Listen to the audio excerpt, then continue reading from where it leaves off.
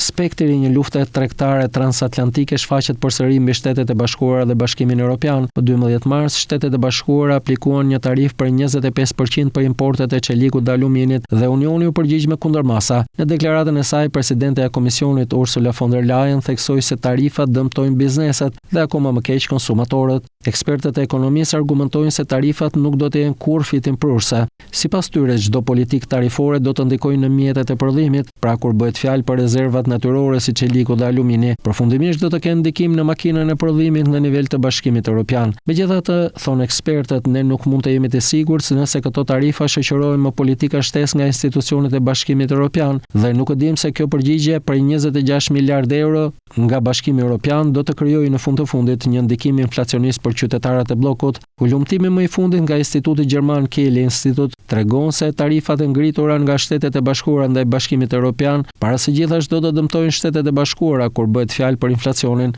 nivelet e punësimit dhe ato të rritjes ekonomike.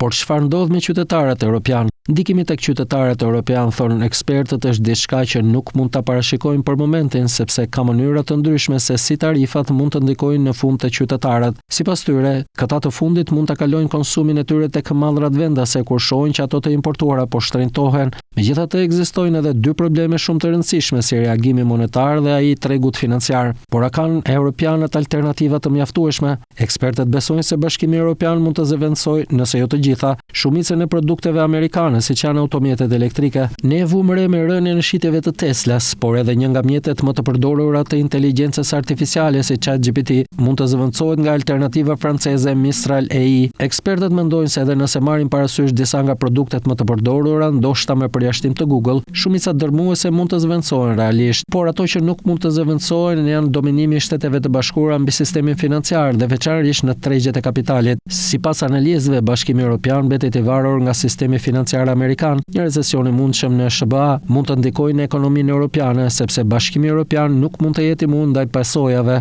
Ekonomistët shpjegojnë se ne jemi ende të pasigurt se çfarë do të ndodhë me SBA-n dhe rrjedhimisht me rritjen ndërkombëtare. Edhe Donald Trump përmendi se gjërat mund të përkeqësohen përpara se të përmirësohen dhe nëse e mbajmë këtë parasysh, kjo mund të përkthehet në një recesion me ndikim në mbar botën. Megjithëse Bashkimi Evropian ka reaguar ndaj krizave globale në mënyrë më efektive në të kaluarën, bloku është ende mjaft i papërgatitur për të marrë me një recesion të gjerë global dhe kjo duhet të ndryshojnë, shpjegojnë ekonomistët.